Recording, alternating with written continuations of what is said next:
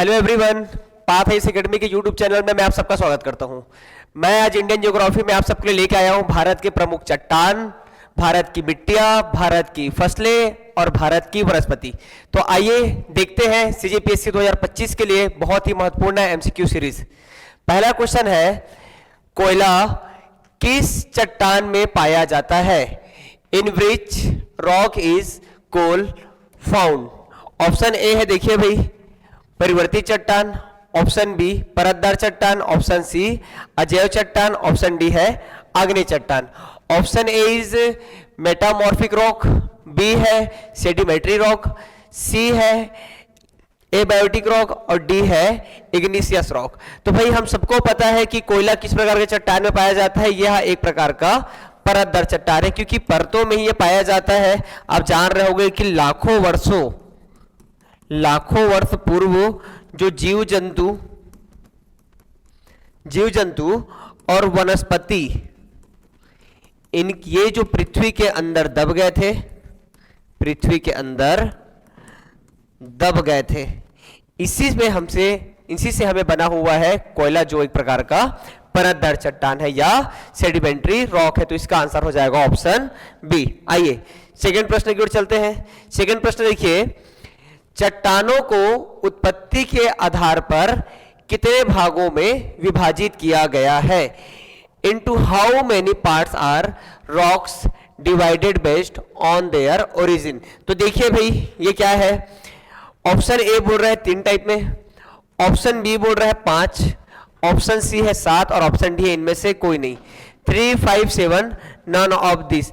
Actually जो चट्टान की उत्पत्ति है उसको हम 3 भागों में बांटते हैं, तो इसका आंसर हो जाएगा 3। इसमें 3 भाग कौन कौन से है? देखिए भाई, जो सबसे पहला भाग होता है वो होता है आग्नेय चट्टान।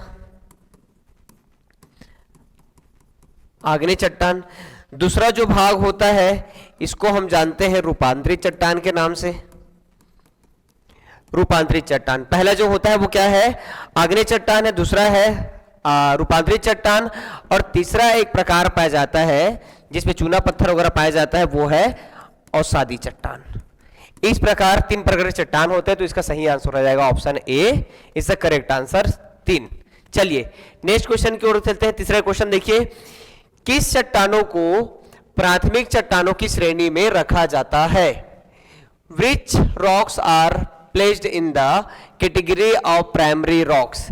ऑप्शन ए है आग्नेय चट्टान, ऑप्शन बी है अवसादी चट्टान, ऑप्शन सी है रूपांतरित चट्टान और ऑप्शन डी है अंतर्भेदीय चट्टान।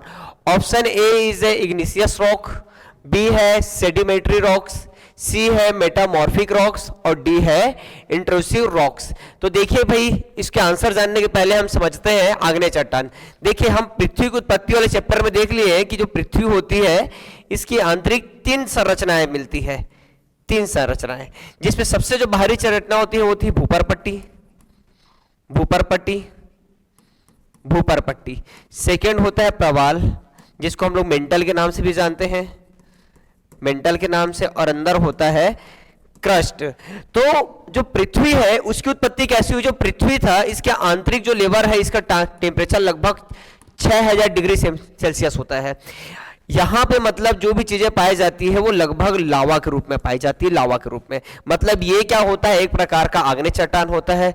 तो ये सोच के देखिए, आग से लगभग हजारों लाखों वर्ष पूर्व जो पृथ्वी की बाहरी परत है, ये वाली जिसको हम भूपर पट्टी बोल रहे हैं, ये भी कहीं ना कहीं एक प्रकार का लावा ही रहा होगा, जो ठंडा होने से धीरे धीरे चट्टान के रूप में परिवर्तित हो गया। तो इस प्रकार क्या बोल रहा है? प्राथमिक चट्टानों की श्रेणी में रखा गया। तो याद रखिएगा, जो प्राथमिक श्रेणी रखा गया है वो ऑप्शन ए है, आग्नेय चट्टानें हैं। तो इसका आंसर सही हो जाएगा इग्निशियस रॉक।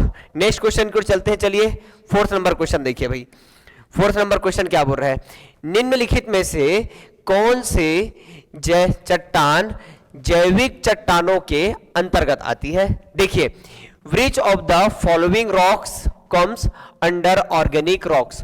ऑप्शन ए है कोल, ऑप्शन बी है ग्रेनाइट, ऑप्शन सी है मार्बल, ऑप्शन डी है क्वार्ट्जाइट। तो अभी हमने देखा था कि भाई पृथ्वी के अंदर लाखों वर्ष पूर्व वनस्पति जीव जंतुओं के दबने से एक प्रकार की जो जैविक चट्टान उत्पन्न होती है, उन्हीं में से बना हुआ था कोयला। तो इस प्रकार एक जैविक चट्टान पूछा है तो उससे हमें प्राप्त होता है कोयला, जो हमने पहले ही प्रश्न में देख लिया था। इसका आंसर हो जाएगा ए, कोल।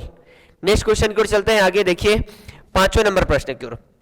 5वां नंबर प्रश्न क्या बोलता है, निम्नलिखित में से कौन सा अलग प्रकार की चट्टान है। देखिए, which of the following is a different types of rock। Option A दिया है मार्बल, ठीक है, ऑप्शन बी है कॉन्ग्लोमेरेट, सी है लाइमस्टोन और डी है सैंडस्टोन। ऑप्शन ए है संगमरमर, बी है कॉन्ग्लोमेरेट, सी है चूना पत्थर और डी है बलुआ पत्थर। तो भाई मैं आप लोगों को बताना चाहूंगा, अभी हमने देखा था एक होता है परतदार चट्टान, इसको हम लोग अवसादी चट्टान के रूप में भी जानते हैं, अवसादी चट्टान। तो याद रखिएगा इस अवसादी चट्टान के अंतर्गत बलुआ पत्थर आता है, चूना पत्थर आता है, कांग्लोमेरेट आता है, लेकिन संगमरमर नहीं आता, क्योंकि जो संगमरमर है ये एक प्रकार का परिवर्तित चट्टान है, क्योंकि ये इसका जो मूल रूप है वो होता है चूना पत्थर। चूना से ही परिवर्तित होकर क्या बनता है जी, संगमरमर। तो इसका सही आंसर हो जाएगा ऑप्शन ए, मार्बल। चलिए अगले प्रश्न की ओर चलते हैं। नेक्स्ट क्वेश्चन है, देखिए 6 नंबर प्रश्न, निम्नलिखित में से कौन कायांत्री सेल है।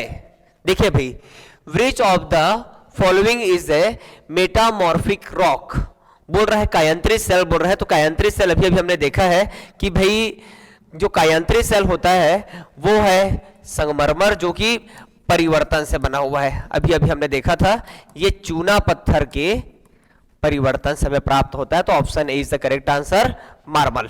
चलिए नेक्स्ट क्वेश्चन की ओर चलते हैं। 7वां नंबर प्रश्न देखिए, निर्माण की दृष्टि से निम्न में से कौन सी चट्टान सर्वाधिक प्राचीन है। From the perspective of formation, which of the following rocks is the most ancient. सबसे प्राचीन चट्टान पूछा गया है भाई। तो सबसे प्राचीन चट्टान मैंने अभी पृथ्वी की संरचना बनाकर देखा था कि कौन सा ऐसा चट्टान है जो लावा के ठंडा होने से निर्मित हुआ, जो सबसे पहले बना हुआ है, जो अंदर हमारा जो क्रस्ट है वहां पे पाया जाता है। तो अभी हमने देखा था कि वो चट्टान का नाम है आग्नेय चट्टान। तो इसका सही आंसर हो जाएगा इग्निशियस रॉक्स। नेक्स्ट प्रश्न की ओर चलते हैं। 7वां नंबर प्रश्न हो गया है। देखिए भाई 8वां नंबर प्रश्न देखते हैं। नेक्स्ट क्वेश्चन, भारत में लाल मिट्टी का सर्वाधिक विस्तार कहां पाया जाता है। देखिए भाई ये मिट्टी से प्रश्न आ गए। अभी तक हमने जो देखा था वो चट्टान से रिलेटेड प्रश्न था। मिट्टी से प्रश्न देखते हैं कि भारत में लाल मिट्टी का सर्वाधिक विस्तार पाया जाता है। Where is the maximum expansion of red soil found in India.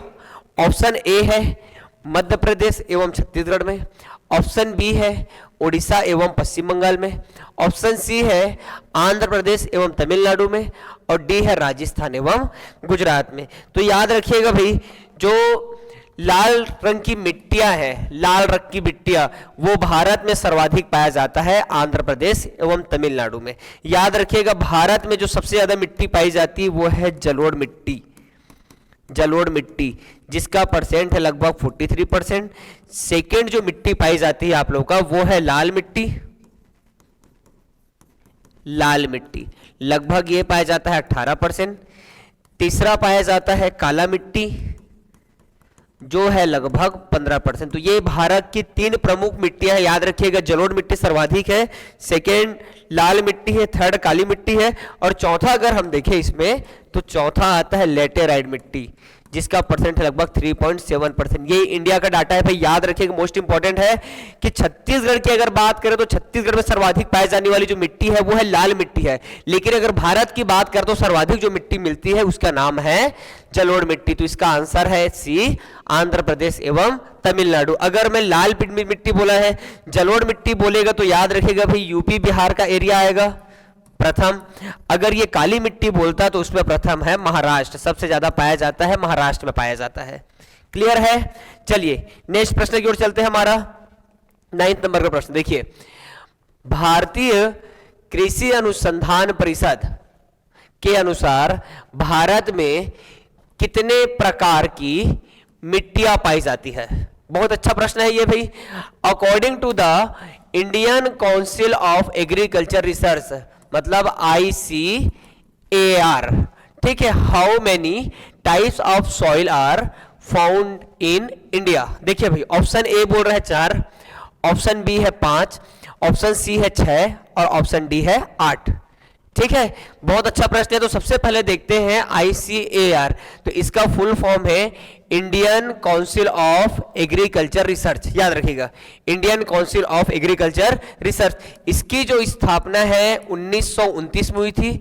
इसका मुख्यालय पहले पूसा बिहार था, पूसा बिहार था, लेकिन इसका जो वर्तमान मुख्यालय है वो नई दिल्ली में स्थित है।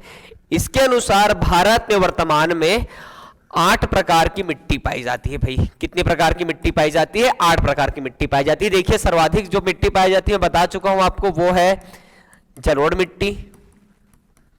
दूसरी जो मिट्टी पाई जाती है वो है लाल मिट्टी, लाल पीली मिट्टी बोल सकते हैं हम इसे, लाल पीली मिट्टी।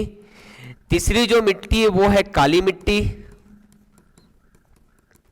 काली मिट्टी। चौथा है आपका लेटेराइट मिट्टी, लेटेराइट मिट्टी। पांचवा है पर्वतीय मिट्टी। छठवा है मरुस्थलीय मिट्टी, छठवा क्या है? मरुस्थलीय मिट्टी है। ठीक है, जो सातवां है वो है आपका दलदली मिट्टी, दलदली मिट्टी। और जो आठवां है ये है लवणी या क्षारीय मिट्टी। याद रखिएगा, लवणी या क्षारीय मिट्टी एक ही है, ये अलग अलग नहीं है। कुछ कुछ बुक्स में इसको अलग अलग दिया रहता है। लवणी या क्षारीय मिट्टी एक ही है। इस प्रकार 8 प्रकार की मिट्टी पाई जाती है, जिसमें भारत में सर्वाधिक जलोढ़ मिट्टी मिलती है, जो नदियों के क्षेत्र में मिलता है, नदियों के दोआब क्षेत्र में, नदियों के दोआब में मिलता है। जो लाल पीली मिट्टी है ये भाई मैक्सिमम जो पाया जाता है प्रायद्वीपीय पठार में पाया जाता है, प्रायद्वीपीय पठार में देखने को मिलता है। जो काली मिट्टी है, काली मिट्टी, ये मैक्सिमम बता चुका हूं मैं महाराष्ट्र के एरिया में है, दक्कन का पठार और मालवा का पठार, क्योंकि हम जानते हैं जो दक्कन का पठार है ज्वालामुखी उद्गार से बना हुआ है। ठीक है, आगे देखते हैं जो लेटेराइट मिट्टी है। लेटेराइट ये बगानी फसलों के लिए उत्पन्न है, तो देख सकते हैं भाई ये केरल कर्नाटक के एरिया में ज्यादा पाई जाती है, ये हो गया। पर्वतीय मिट्टी, जो पर्वतों में पाई जाने वाली मिट्टी, वो कैसी मिट्टी है? पर्वतीय मिट्टी। मरुस्थलीय मिट्टी राजस्थान वाला एरिया में पाया जाता है। जो दलदली मिट्टी है, जहां पे नमी की मात्रा पाई जाती है वहां पे दलदली मिट्टी होती है। और गुजरात में जहां पे भाई मैंग्रोव वन मिलता है, उसके आसपास के एरिया में जो मिलता है वो लवणी या क्षारीय मिट्टी होता है। इस प्रकार ICAR के अनुसार मिट्टियों के टोटल 8 प्रकार होते हैं। ध्यान से याद रखिएगा कि कितने प्रकार होते हैं? 8 प्रकार होते हैं। चलिए नेक्स्ट प्रश्न की ओर चलते हैं आगे। देखिए 10वां नंबर प्रश्न, 10वां नंबर क्या प्रश्न बोल रहा है? भारत की सर्वाधिक महत्वपूर्ण मिट्टी कौन सी है? Which is the most important soil of India. ठीक है, तो मैं अभी बताया था जो सर्वाधिक क्षेत्र में पाया जाता है जलोढ़ मिट्टी है, इसका परसेंट भी बताया था, लगभग 43% पाया जाता है। तो याद रखिएगा जलोढ़ मिट्टी बनती कैसी है भाई। जलोढ़ मिट्टी के बारे में कुछ जानते हैं। जो जलोढ़ मिट्टी है, याद रखिएगा भारत के टोटल 43 क्षेत्रफल में पाया जाता है, 43% में। पहला पॉइंट ये याद रखिएगा। दूसरा चीज याद रखिएगा, ये क्षारीय मृदा है, क्षारीय मृदा है, मतलब इसका pH मान कितना होगा? pH मान होगा इसका लगभग 7 से प्लस। याद रखिएगा, जो जलोढ़ मिट्टी है, जो जलोढ़ मिट्टी है ये एक प्रकार की उदासीन मिट्टी है, उदासीन मिट्टी जिसका pH मान होता है 7 होता है। ठीक है, याद रखिएगा, जो जलोढ़ मिट्टी है वही प्रकार की उदासीन मिट्टी है जिसका pH मान कितना होता है? 7 होता है। ध्यान रखिएगा। ठीक है, और जानिएगा इसके बारे में, जो इसका क्षेत्र है जलोढ़ मिट्टी, मैं बता चुका हूं कि नदियों के दोआब में पाया जाता है, नदियों के दोआब क्षेत्र में। सर्वाधिक ये पाया जाता है गंगा यमुना दोआब में, गंगा यमुना दोआब क्षेत्र में ये पाया जाता है। ठीक है, तो इसका सही आंसर ऑप्शन सी, जलोढ़ मिट्टी, इंग्लिश में देखें तो एलुवियल मिट्टी। ठीक है, नेक्स्ट क्वेश्चन की ओर चलते हैं। देखिए 11 नंबर प्रश्न। देखिए भाई, नवीन जलोढ़ मिट्टी को अन्य किस नाम से जाना जाता है? अभी हमने जलोढ़ मिट्टी देखा था। By what other name is new alluvial soil non. ठीक है, देखिए भाई, एक बोल रहा है खादर, बी बोल रहा है बांगर, सी है कल्हर और डी है रेगुर। ठीक है, देखते हैं। तो सबसे पहले देखते हैं कि भाई ये बागर खादर सारी चीजें होती क्या है। ठीक है, एक्चुअली होता क्या है, जैसे हमने देखा था कि भाई गंगोत्री ग्लेशियर से आपने देखा होगा कि एक नदी निकलती है, हम जानते हैं इसको गंगा नदी के नाम से। कौन सी नदी हो गई ये? गंगा नदी। तो जब कोई भी नदी किसी पहाड़ से निकलती है, गिरती है, तो आप जान रहे हो कि अपने साथ वो मिट्टियों का हो या पहाड़ों का हो, चट्टानों का अपरदन करते हुए जाता है। तो अपने साथ तो अनेक प्रकार के कंकड़, पत्थर इत्यादि को वो बहा कर ले जाता है। कंकड़ पत्थर को कौन सा, जो भी नदियां रहती है वो उसको बहाकर आगे ले चले जाता है। ठीक है, आगे ले जाता है। आगे ले जाता है तो जो स्टार्टिंग में ही जस्ट नदी के जस्ट निचले जो उथले स्थल होते हैं, यहाँ पे जो बड़े बड़े पाए रुक जाते हैं, जो कंकड़ पत्थर के रूप में पाए जाते हैं, इसको हम लोग तराई कहते हैं या फिर इसको हम लोग भाबर कहते हैं, याद रखिएगा, भाबर कहते हैं। अब क्या होता है, जो बह रहे हैं तो जो पुराने जलोढ़ होते हैं, जो छोटे छोटे रूप में होते हैं, कंकड़ पत्थर से भी छोटे होते हैं, इसको हम लोग कहते हैं, भाई याद रखिएगा, बांगर कहते हैं, जो पुराने जलोढ़ होते हैं। अब क्या होता है, लेकिन कभी कभी क्या होता है, जो नदी है, नदी तो नदी है भाई, आप लोग जान रहे हो, मैदानी एरिया में अपने रूप बदल लेता है। तो जैसे ही वो रूप बदल लेता है तो जो पत्थर, ये जो कंकड़ पत्थर या फिर जो अपरदन से लाए हुए खनिज लवण है, वो हमें और छोटे रूप में, नए रूप में पाए जाते हैं, जो सर्वाधिक उपजाऊ होते हैं। तो जो नए जलोढ़ मिट्टी होते हैं, इसको हम लोग खादर के रूप में जानते हैं। नवीन जलोढ़ को हम क्या कहते हैं? खादर कहते हैं। और जो पुराने जलोढ़ होते हैं, पुराने जलोढ़, इसे हम बांगर के नाम से जानते हैं। तो इसका आंसर सही हो जाएगा ए, खादर। 11 का आंसर क्या हो जाएगा? ए, खादर। चलिए नेक्स्ट क्वेश्चन देखते हैं, 12 नंबर। देखिए भाई, निम्नलिखित कथनों पर विचार कीजिए। Consider the following statements. पहला, हरित क्रांति शब्द का प्रयोग सर्वप्रथम अमेरिका के डॉक्टर विलियम गॉड ने किया। किसने किया बोल रहे हैं भाई? डॉक्टर विलियम गॉड ने किया। ठीक है भाई, ये सही आंसर है ये। दूसरा बोल रहे हैं, भारत में हरित क्रांति का जनक डॉक्टर नॉर्मन बोरलॉग को कहा जाता है। नॉर्मन बोरलॉग को कहा जाता है क्या?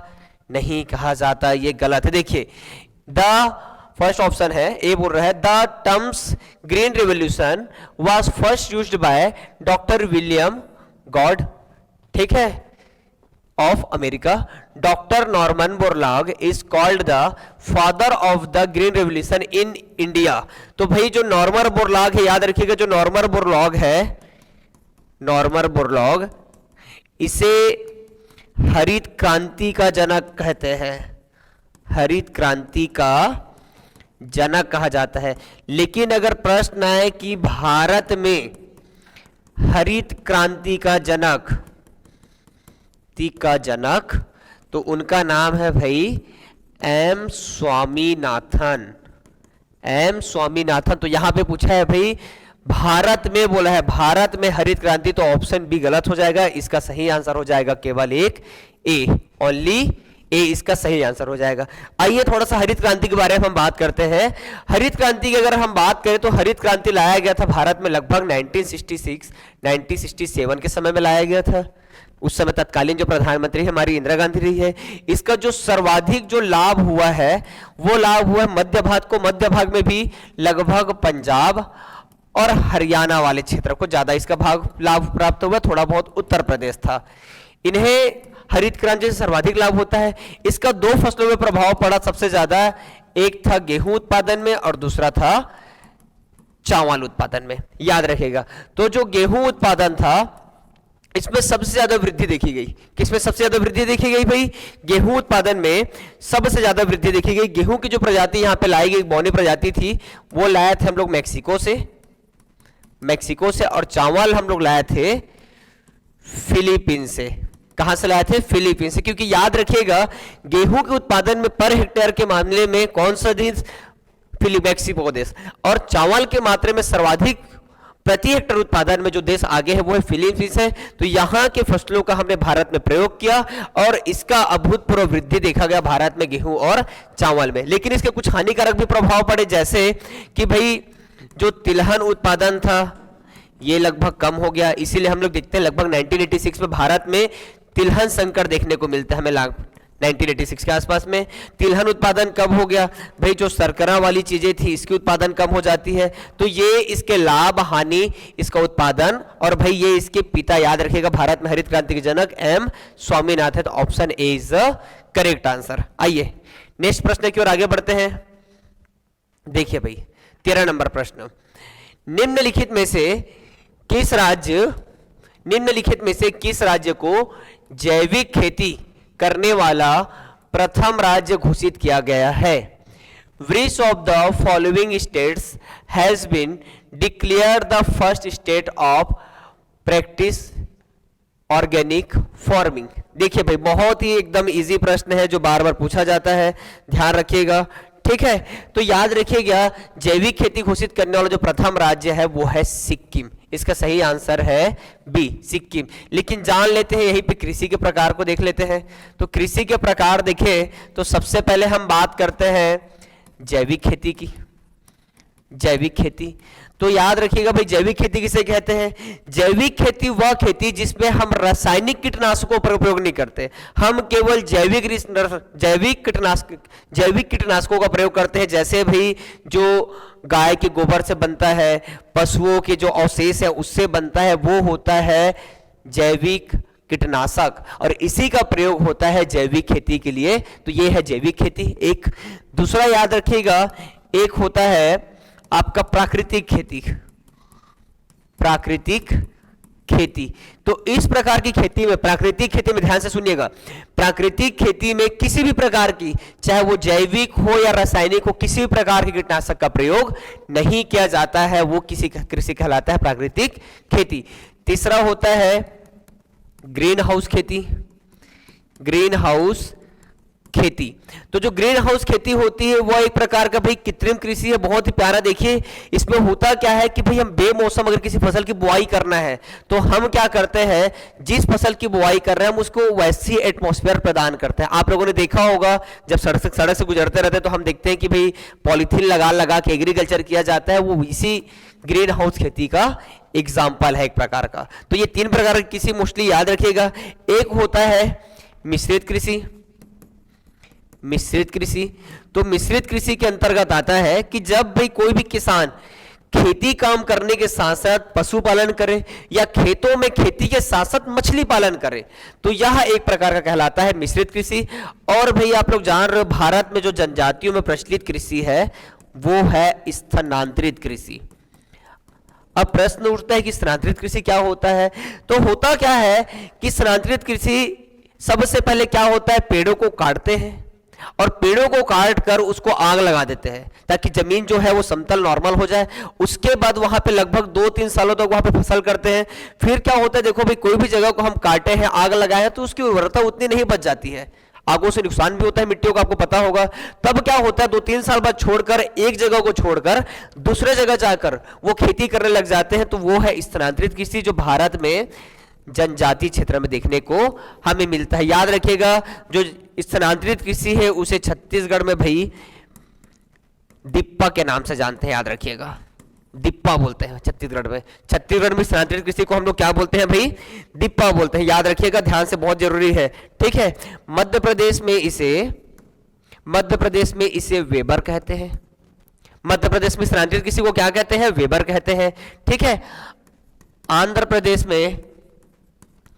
आंध्र प्रदेश में इसे पोड़ू कहते हैं। देखिए भाई छत्तीसगढ़ में क्या है, दिप्पा है, मध्य प्रदेश में क्या है, ये वेबर है, आंध्र प्रदेश में क्या कहलाता है, पोड़ू कहलाता है। और जो पूर्वोत्तर भारत है, पूर्वोत्तर भारत, यहां ये झूम खेती के नाम से जाना जाता है। झूम खेती के नाम से कहां पे जाना जाता है, पूर्वोत्तर भारत में जाना जाता है। पश्चिमी घाट में ये भी प्रश्न आता है भाई, पश्चिमी घाट में झूम कृषि को क्या कहते हैं, तो पश्चिमी घाट में इसे कुमारी के नाम से जानते हैं। यह भी ध्यान रखिएगा कि पश्चिमी घाट में इस स्थानांतरित कृषि को हम क्या बोलते हैं, कुमारी के नाम से जानते हैं। क्लियर है? तो आंसर देख लिया आप लोगों ने, आंसर क्या था, सिक्किम में पहला जैविक राज्य स्थापित होने वाला है, ठीक है। चलिए नेक्स्ट प्रश्न की ओर आगे बढ़ते हैं। 14 नंबर प्रश्न देखिए भाई, निम्नलिखित में से ऑपरेशन फ्लड किस क्रांति से संबंधित है? देखिए भाई operation flood is related to which revolution? Option A है ग्रीन रिवॉल्यूशन, ऑप्शन बी बोल रहा है भाई व्हाइट रिवॉल्यूशन, ऑप्शन सी है पिंक रिवॉल्यूशन और ऑप्शन डी है ब्लू रिवॉल्यूशन। ऑप्शन ए हरित क्रांति, बी है श्वेत क्रांति, सी है गुलाबी क्रांति और डी है नीली क्रांति। तो भाई याद रखिएगा जो ऑपरेशन फ्लड है ये आपके श्वेत क्रांति दुग्ध उत्पादन से संबंधित है। किससे संबंधित है? दुग्ध उत्पादन से संबंधित क्रांति है। याद रखिएगा ये 1970 में गुजरात से शुरू हुआ। इसके जन्मदाता, इस क्रांति के जनक कहते हैं वर्गीस कुरियन को कहा जाता है। याद रखिएगा भाई दुग्ध क्रांति के या फ्लड के जनक भारत में किसको कहा जाता है? वर्गीस कुरियन को कहा जाता है। इसके साथ साथ मैं कुछ और क्रांति आप लोगों को बताना चाहता हूं भाई। देखिए एक याद रखिएगा लाल क्रांति। लाल क्रांति, तो जो लाल क्रांति होती है ये संबंधित है या तो मांस से, अगर मांस ना रहे ऑप्शन में तब याद रखिएगा ये संबंधित है टमाटर से। दूसरा एक क्रांति की हम बात करें तो एक क्रांति है आपका भाई गुलाबी क्रांति। गुलाबी क्रांति जिसका संबंध है भाई झींगा उत्पादन से। झींगा आप जानते होंगे छोटी मछलियां होती है, तो झींगा उत्पादन से संबंधित है। झींगा उत्पादन, अगर झींगा उत्पादन ना दे रहा है तो समझिए ये गुलाबी क्रांति का संबंध है प्याज उत्पादन से। प्याज उत्पादन से। एक दो क्रांतियों की अगर हम और बात करें तो देखिए भाई क्या है, एक होता है आपका रजत क्रांति। तो रजत क्रांति का संबंध है अंडा उत्पादन से। किससे संबंधित है? अंडा उत्पादन से। चौथा है सुनहरी क्रांति। तो सुनहरी क्रांति का जो संबंध है वो है बागवानी फसलों से। बागवानी फसलों के उत्पादन से। पांचवा अगर हम देखें पीली क्रांति, तो पीली क्रांति का संबंध है तिलहन उत्पादन से। पीली क्रांति का संबंध किससे है भाई? तिलहन उत्पादन से हम देख सकते हैं। आगे अगर हम बात करें कुछ और तो दो चीजें और याद रखिएगा। एक याद रखिएगा भूरी क्रांति और एक याद रखिएगा बादामी क्रांति। तो जो बादामी क्रांति इससे संबंध है मसाला उत्पादन। मसाला उत्पादन। और जो भूरी क्रांति है इससे संबंध है खाद्यान्न उत्पादन। खाद्यान्न उत्पादन। तो ये कुछ क्रांतियां था जिन्हें ध्यान से पढ़िएगा, ये मोस्ट इंपॉर्टेंट है। कभी ना कभी किसी न किसी प्रश्न में ये सारे प्रश्न पूछे जा चुके हैं, तो भाई ध्यान से इसको याद कीजिएगा। लेकिन याद रखना ऑपरेशन फ्लड का संबंध किससे है? श्वेत क्रांति से है 1970, वर्गीस कुरियन। क्लियर है? आइए नेक्स्ट प्रश्न की ओर आगे बढ़ते हैं। नेक्स्ट प्रश्न है गेहूं की अच्छी खेती के लिए निम्नलिखित में से कौन सी परिस्थिति समुच्चय आवश्यक है? ठीक है, which of the following sets of conditions is necessary for good cultivation of wheat? wheat के खेती के लिए कौन सी परिस्थिति आवश्यक है? बहुत ही अच्छा प्रश्न है। ऑप्शन देखते हैं। ऑप्शन ए मध्यम ताप और मध्यम वर्षा। ठीक है भाई। दूसरा बोल रहा है उच्च ताप और भारी वर्षा। तीसरा बोल रहा है उच्च ताप और मध्यम वर्षा। डी बोल रहा है निम्न ताप और निम्न वर्षा। A is moderate temperature and moderate rainfall. High second है B high temperature and heavy rainfall. C बोल रहा है high temperature and moderate rainfall. और डी बोल रहा है low temperature and low rainfall. तो सबसे पहले हम समझते हैं भाई गेहूं को, क्योंकि ये पूछा है किसके बारे में? गेहूं के बारे में। तो सबसे पहले हम देखते हैं गेहूं के बारे में। तो याद रखिएगा, यही देखते हैं हम लोग। देखिए जो गेहूं है एक प्रकार का रबी फसल है। गेहूं क्या है? एक प्रकार का रबी फसल है। याद रखिएगा इसका जो बुआई होता है, बुआई वो लगभग सितंबर अक्टूबर में होता है। बुआई कब होता है? सितंबर अक्टूबर में।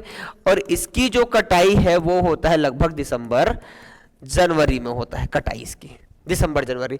तो अब देख लीजिए भाई बुआई कब हो रहा है? सितंबर में हो रहा है। और इसकी कटाई कब हो रहा है? जनवरी में हो रहा है। तो भाई अब मान के चलिए सितंबर से लेके जनवरी के बीच में क्या गर्मी आता है क्या भारत में? नहीं आता है।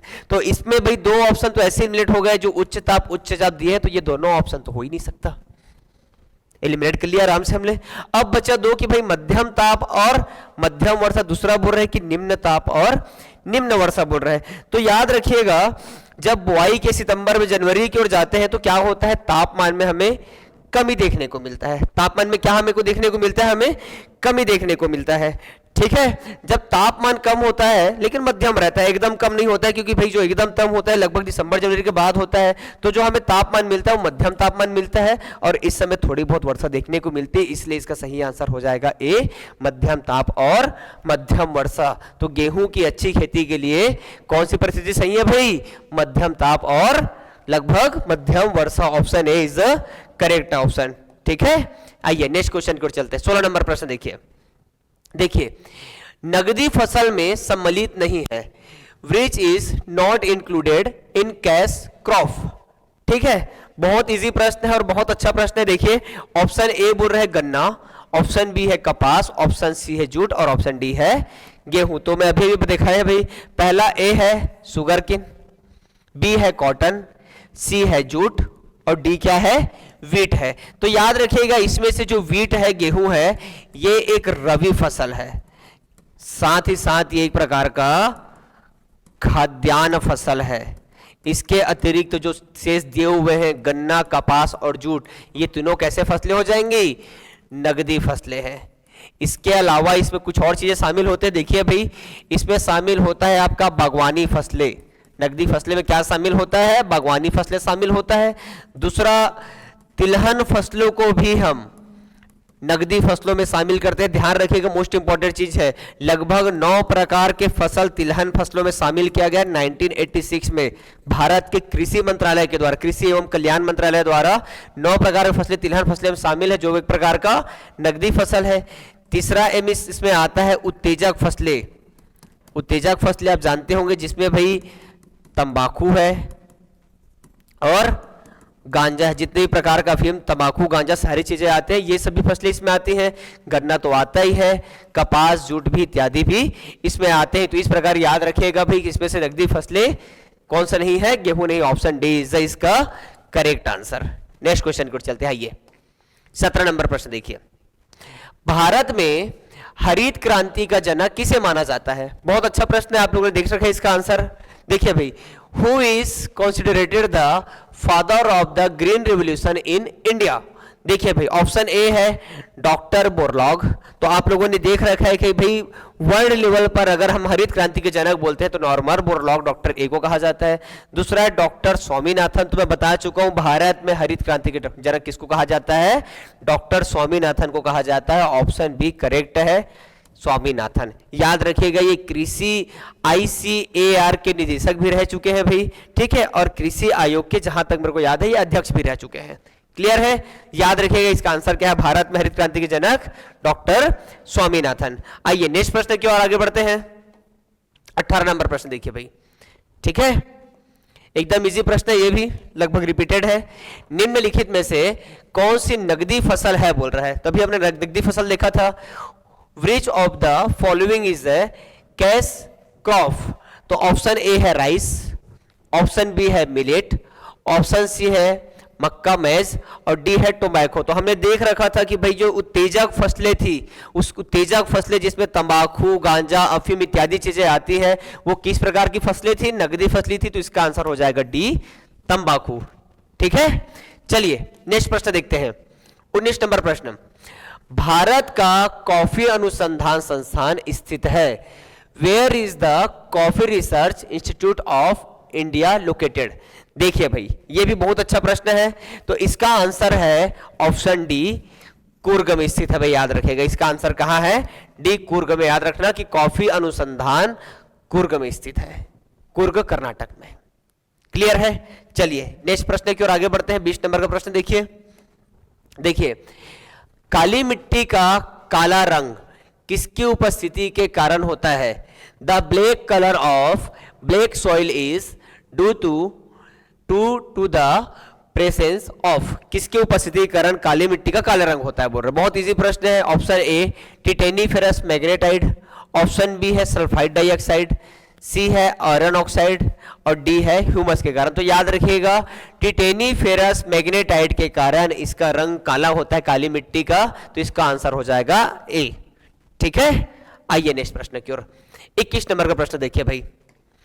21 नंबर प्रश्न, राष्ट्रीय पर्यावरण शोध संस्थान ठीक है, ये इंजीनियरिंग शोध संस्थान है। Where is the national environmental engineering, देख ले भाई, यहाँ पे इंजीनियरिंग लिखना भूल गए हिंदी में, याद रखिएगा। Where is the national environmental engineering research institute, NEERI, NEERI बोलते हैं इसको शॉर्ट फॉर्म में, नीरी लोकेटेड कहाँ है बोल रहा है। Option A Bhopal, option D Nagpur, option C Dehradun और ऑप्शन डी जोधपुर। तो याद रखिएगा भाई जो नीरी है, नीरी, ठीक है, national environmental engineering research institute, ये स्थित है आपका नागपुर में, जिसकी स्थापना हुई है 1958 में। याद रखिएगा भाई 1958 में नीरी की स्थापना की गई है, वो महाराष्ट्र के नागपुर में स्थित है। ऑप्शन बी करेक्ट आंसर है। ठीक है, 22 नंबर प्रश्न देखते हैं। राष्ट्रीय वन नीति के अनुसार पर्यावरण की दृष्टि से देश के कम से कम, मिनिमम बोल रहे एकदम, कम से कम कितने प्रतिशत क्षेत्र में वनों का आवरण आवश्यक है। According to the national forest policy, what minimum percentage of the country's area must be under forest cover from an environmental perspective. ठीक है, बोल रहे हैं कि वन नीति के अनुसार भाई बोला है कि भाई देश में कम से कम कितना परसेंट वन होना चाहिए। तो याद रखिएगा वन अधिनियम के अनुसार, सॉरी वन नीति के अनुसार बोला गया है कि भारत के कम से कम 30% एरिया में क्या होना चाहिए, वन होना आवश्यक है। ये कहा गया है भाई वन नीति के अनुसार। तो इसका सही आंसर है ऑप्शन सी। चलिए नेक्स्ट प्रश्न की ओर आगे बढ़ते हैं। 23 नंबर प्रश्न देखिए। वनों की सुरक्षा के लिए स्वतंत्रता प्राप्ति के पश्चात सर्वप्रथम किस वर्ष सरकार द्वारा वन नीति की घोषणा की गई। ठीक है, in which year did the government first announce the forest policy after independence, स्वतंत्रता के बाद, for the protection of forest. तो याद रखिएगा भारत की पहली जो वन नीति आई थी वो आई थी 1952 में। भारत की पहली वन नीति कब आई थी, याद रखिएगा कब आई थी भाई, 1952 में आई थी। इसका सही आंसर है ऑप्शन बी। देखते हैं नेक्स्ट प्रश्न, आइए 24 नंबर प्रश्न देखिए। भारत में मुख्यतः, बहुत अच्छा प्रश्न है भाई, देख लीजिए, भारत में मुख्यतः कितने प्रकार के वन पाए जाते हैं। Mainly how many types of forest area founded in India. ठीक है, ऑप्शन ए है 3, ऑप्शन बी है 5, ऑप्शन सी है 7 और ऑप्शन डी है 8। बहुत ही एकदम इजी प्रश्न है, लेकिन यहां पे बेसिक गलतियां होती, इसलिए लोग इसमें भी गलत करके आते हैं। तो याद रखिएगा भारत में टोटल 5 प्रकार के वन पाए जाते हैं। भारत में कितने प्रकार के वन पाए जाते हैं, 5 प्रकार के वन या वनस्पति पाए जाते हैं, जिसमें सबसे पहला होता है उष्णकटिबंधीय सदाबहार वन। उष्णकटिबंधीय सदाबहार वन होता है। दूसरा होता है उष्णकटिबंधीय पर्णपाती वन। तीसरा इसमें है उष्णकटिबंधीय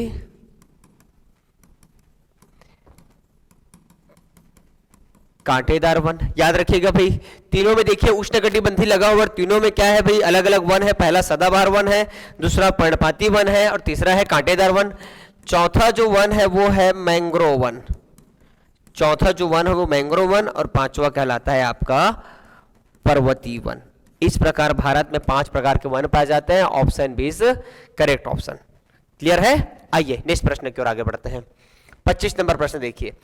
निम्नलिखित में से मैंग्रोव वनस्पति क्षेत्र नहीं है बोल रहा है। मैंग्रोव वनस्पति क्षेत्र नहीं है, कौन सा वन नहीं है बोल रहा है भाई। ठीक है, which of the following is not a mangrove vegetation area. ठीक है, पहला है अनूप वन। ठीक है, अनूप वन। दूसरा बोल रहा है सोलास वन, तीसरा है कच्छ वन और चौथा है ज्वारी वन। ठीक है भाई, फर्स्ट बोल रहा है अनूप फॉरेस्ट, सेकंड है बी सोलास फॉरेस्ट, टी है ऑप्शन सी है कुछ फॉरेस्ट और डी है टाइडल फॉरेस्ट। तो इसका जो सही आंसर हो जाएगा भाई, याद रखिएगा, इसका जो सही आंसर है वो है बी सोलास वन। क्योंकि जो मैंग्रोव वन है, देखिए भाई मैंग्रोव वन के बारे में बताते हैं। जो मैंग्रोव वन है इसके अन्य नामों को अगर हम देखें तो एक इसका नाम है अनूप वन, इसका नाम है कच्छ वन और इसको हम बोलते हैं ज्वारीय वन। ज्वारीय वन भी कहते हैं। याद रखिएगा भाई मैंग्रोव वन को। ये जनरली कहां पे पाए जाते हैं भाई? समुद्री दलदली क्षेत्र में पाए जाते हैं। कौन से क्षेत्र में पाए जाते हैं? ये दलदली क्षेत्र में पाए जाते हैं, जो कि बहुत ही इंपॉर्टेंट वन है भारत का एक प्रकार का, ध्यान रखिएगा। अगले प्रश्न की ओर चलते हैं। 26 नंबर प्रश्न देखिए, निम्नलिखित में से किसे उष्णकटिबंधीय सदाबहार वनस्पति का घर कहा जाता है? बहुत ही प्यारा क्वेश्चन है भाई। देखिए, which of the following the called the home of tropical evergreen vegetation? ठीक है, उष्णकटिबंधीय वन का घर कौन से वन को कहा जाता है? ठीक है भाई, तो इसका सही आंसर है ऑप्शन डी, अंडमान निकोबार को कहा जाता है भाई। किसका? उष्णकटिबंधीय सदाबहार वन।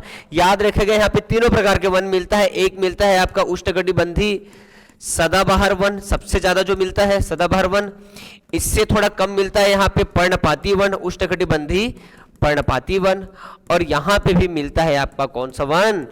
Mangrove one. तो यहाँ पे तीनों प्रकार के वन मिलते हैं। कहाँ पे? अंडमान निकोबार। इसको हम कहते हैं उष्णकटिबंधीय सदाबहार वनस्पति का घर कहते हैं। ऑप्शन कौन सा? D is correct answer. ठीक है, नेक्स्ट प्रश्न को देखते हैं। चलिए भाई, 27 नंबर क्वेश्चन, निम्नलिखित में से किन नदियों के डेल्टाई भाग में, किन नदियों के डेल्टाई भाग में मैंग्रोव वन पाए जाते हैं? In the deltaic regions of which of the following rivers area mangrove forest found? Option A Ganga, option B Godavari, option C है महानदी, ऑप्शन डी है कृष्ण। तो याद रखना, जितने भी नदियां हैं, इन सारे नदियों के जो भाई कौन से एरिया में, डेल्टाई एरिया में कौन सा वन पाए जाते हैं? मैंग्रोव वन पाए जाते हैं। क्योंकि ये जो वन दिख रहे हैं, ये जो सारे जो नदियां हैं, इनका जो विसर्जन होता है लगभग बंगाल की खाड़ी में होता है, जहां पे मैंग्रोव वन पाए जाते हैं। तो इसका सही आंसर हो जाएगा ऑप्शन डी, उपरोक्त सभी, all of the above. Clear है? देखते हैं नेक्स्ट क्वेश्चन। आइए, 28 नंबर प्रश्न। ठीक है, देश के 100 से 200 सेंटीमीटर औसत वार्षिक वर्षा वाले भागों में किस प्रकार की वनस्पति पाई जाती है? ठीक है भाई, वर्षा के आधार पर भी वनों को देखते हैं कि भाई कहां पे कितनी वर्षा होती है, यहां से प्रश्न आते रहते हैं। ठीक है, देखिए, what type of vegetation is found in part of the country with 100 to 200 centimetre average annual rainfall? औसत वार्षिक वर्षा बोल रहा है। तो ऑप्शन ए है उष्णाद्र सदाबहार वन, बी है मैंग्रोव वन, सी है उष्णाद्र पतझड़ वन, डी है मरुस्थली वन। Option A tropical moist evergreen forest, B है मैंग्रोव फॉरेस्ट, सी है ट्रॉपिकल मोइस्ट डिसिडियस फॉरेस्ट, और डी है डेजर्ट फॉरेस्ट। तो याद रखिए भाई, इसका सही आंसर है ऑप्शन ए, उष्णाद्र सदाबहार वन क्षेत्र में कितना वर्षा होता है? 100 से 200 सेंटीमीटर वर्षा पाई जाती। तो आंसर इसका क्या हो जाएगा? ए।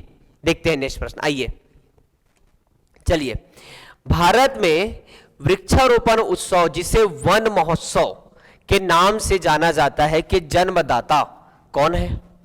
Who is the founder of the tree plantation festival in India known as Van Mahotsav? Option A है महात्मा गांधी की वन महोत्सव के जनक कौन है? बी विनोबा भावे, सी है के.एम. मुंशी, और डी है जवाहरलाल नेहरू। तो याद रखिएगा भाई, जो वन महोत्सव की शुरुआत है वो के.एम. मुंशी के द्वारा शुरू किया गया था। तो इसका सही आंसर है वन महोत्सव के जन्मदाता K M. Munshi. Option C is the correct answer. चलिए, नेक्स्ट प्रश्न की ओर चलते हैं। कत्था बनाने हेतु, देखो छत्तीसगढ़ में भी यहां से प्रश्न आते हैं भाई, ये प्रश्न सेम टू सेम छत्तीसगढ़ में रिपीट होते हैं। देख लीजिए छत्तीसगढ़ पार्ट में, कत्था बनाने हेतु किस पेड़ की लकड़ी का प्रयोग होता है? ठीक है, which tree wood is use to make katha? ठीक है, देखिए भाई, ऑप्शन ए है साल वृक्ष, ठीक है, बी है खैर, सी है बबूल, और डी है साजा। तो याद रखिएगा भाई, क्या बनाने के लिए, फिर से देख लो भाई, क्या बनाने के लिए? कत्था बनाने के लिए। तो याद रखिएगा, जो जनजातियां हैं भारत में कत्था बनाने के लिए, एक जनजाति है खैरवाड़ जनजाति। छत्तीसगढ़ में कौन सी जनजाति है? खैरवाड़ जनजाति, जो खैर वृक्ष से, कौन से वृक्ष से? खैर वृक्ष से कत्था बनाने का कार्य करती है। क्या कार्य करती है? कत्था बनाने की। इसका सही आंसर हो जाएगा ऑप्शन बी, खैर। इस प्रकार आज हम लोगों ने 30 प्रश्न देखे जो छत्तीसगढ़ पीएससी के लिए इंडियन ज्योग्राफी के महत्वपूर्ण क्वेश्चन थे, जिसमें से हमने देखा है भाई, देख लो, छत्तीसगढ़ में भारत के चट्टान देखे सबसे पहले, दूसरा हमने देखा भाई उसमें मिट्टियां देखे, भारत की एग्रीकल्चर देखे और भारत में वनस्पति देखे। इस प्रकार हमने 4 टॉपिक कवर किए। ये सीजीपीएससी 2025 में ध्यान में रखते हुए दिए गए आपके लिए बहुत ही इंपॉर्टेंट प्रश्न है, तो इसके अच्छे से प्रिपरेशन कीजिए और सीजीपीएससी प्री को जल्द से जल्द, जिस भी दिन एग्जाम है लगभग 22 फरवरी को, क्वालिफाई कीजिए। धन्यवाद।